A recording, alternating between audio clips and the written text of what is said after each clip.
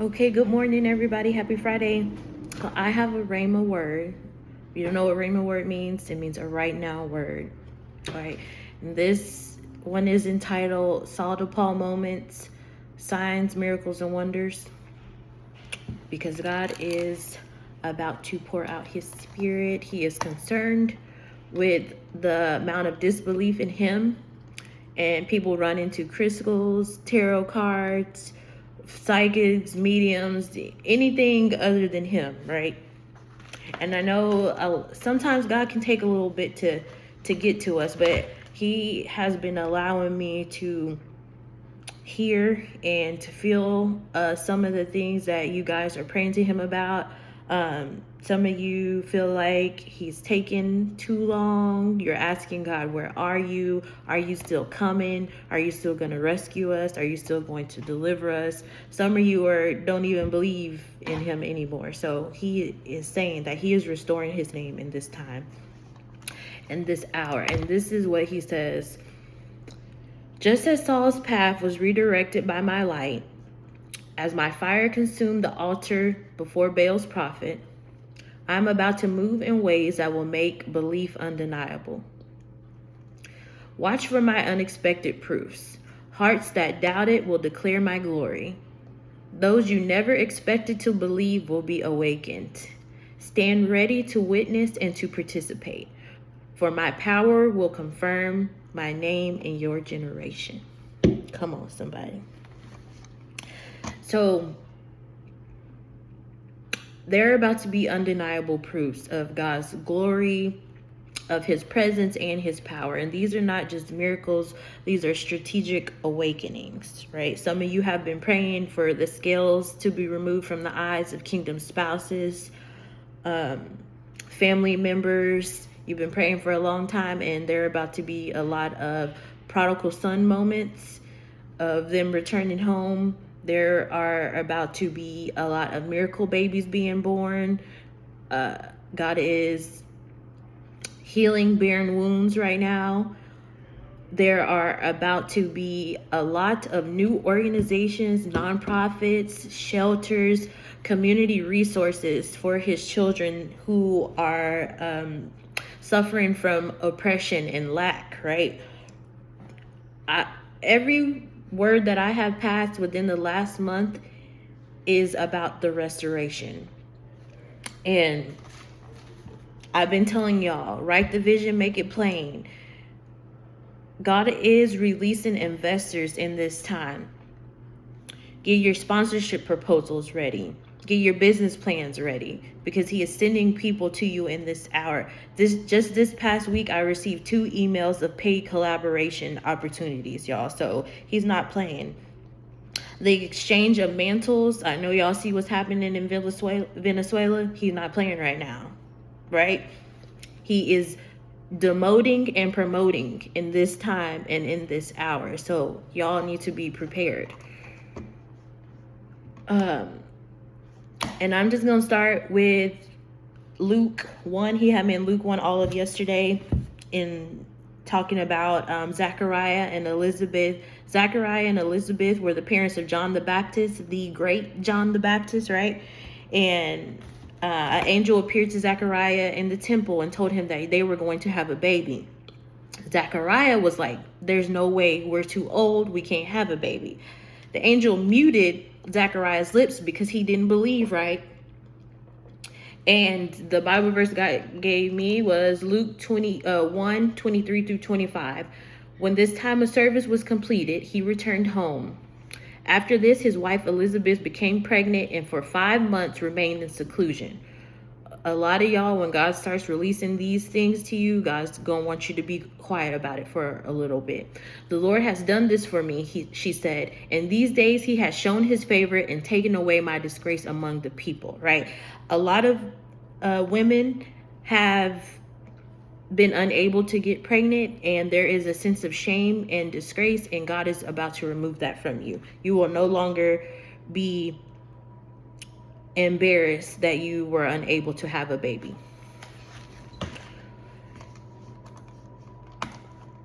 He also gave me Ezekiel 39:7. which says, I will make known my holy name among my people Israel. I will no longer let my holy name be profaned, and the nations will know that I, the Lord, am the Holy One in Israel.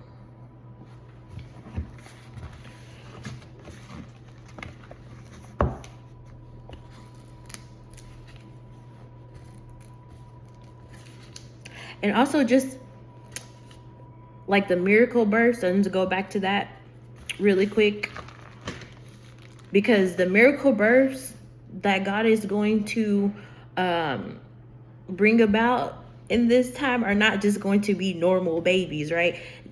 Zechariah and Elizabeth, she gave birth to John the Baptist, who made way for Jesus, right? So these are not going to be regular babies. Like, God is like, y'all gonna put some respect on his name, because the babies that he's about to raise up are not going to be normal. They're going to be legends, right? Okay, that was for somebody, right? Your shame was not in vain, is what I'm trying to say.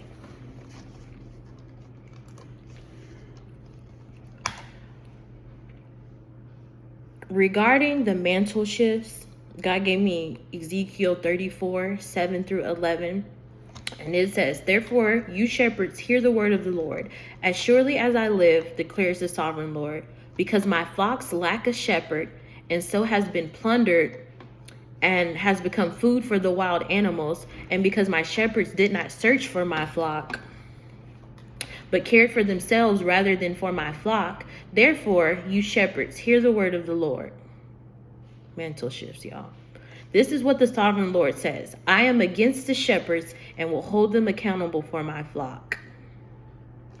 I will remove them from tending the flock so that the shepherds can no longer feed themselves. I will rescue my flock from their mouths, and it will no longer be food for them.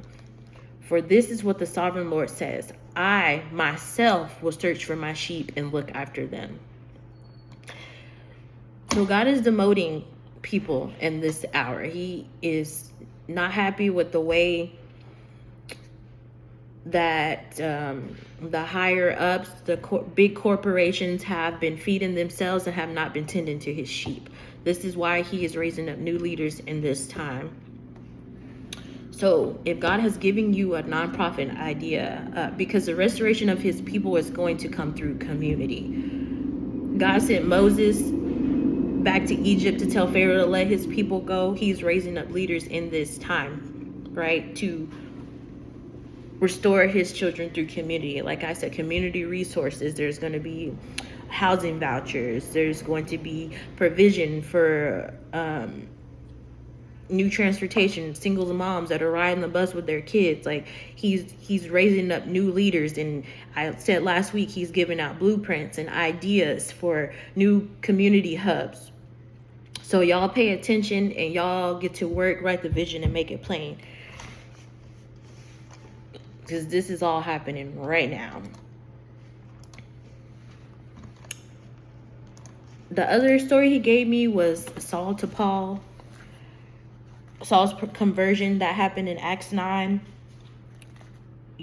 Y'all know about Saul. Saul was persecuting Christians. He was threatening murder. He was going to the synagogues to get letters so that he could have them thrown in prison. And God shows up to Saul on his way while he's traveling on the road to Damascus. And he asks Saul, why are you persecuting me, Saul? He takes Saul's vision. So he's blind, right? That's how a lot of people are right now. A lot of people they can see, but they have no sight. Come on, y'all. If you have ears to hear, they can see, but they have no sight. So Saul has like a complete conversion within the 3 days of him losing his sight. He didn't eat, he couldn't see for 3 days. God sends Ananias to Saul, and it says that the scales were instantly removed from his eyes. So, right, instantly he can see. God is about to get the attention of some people that you have been praying for, people that you have been believing for, right? Instant conversions, because it is his will for all of his children to be restored, right? We all have purpose. We all have things to do in the kingdom. Some of us are thriving physically, but we are spiritually dead, right? And that's the word for another time. But God, there are about to be a lot of conversions, is what I'm telling y'all. So God says, prepare your hearts.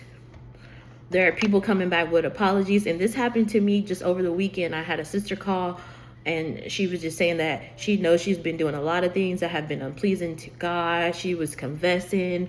She was convicted in her heart and her spirit. So I knew that it was time for me to release this just from that happening. So God says, prepare for manifesting proofs that restores belief and joy. And this is not just to impress people, it's to heal the heart of disbelief, restore intimacy with him, and invite us into partnership with him. So expect sudden conversions of people around you, friends, family, colleagues, people who may previously rejected him are now on the brink of encountering him in undeniable ways. God may also use you as an Elijah in someone's life, right? We know about the story of Elijah on Mount Carmel with Baal's prophets.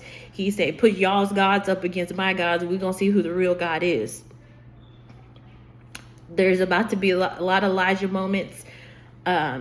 God may have you intercede on someone else's behalf, pray for them, or he may also use you to deliver a message. There are a lot of prayers that people are praying. Some people want to believe, but they don't, they're saying, God, if you're really real, do this or confirm this to me. And God may use you to confirm something to a person, right? And God lastly says to test the false. And this time he's exposing a lot of false ideologies, lies, deceptive teachings, right? Because he's sick of it.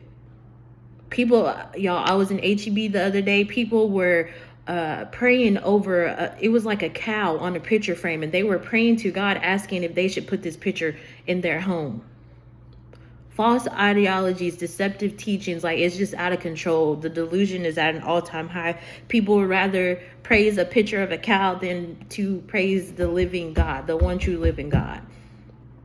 So, test spirits. Let me see. Is there anything else? So God is revealing himself to his people to restore his name.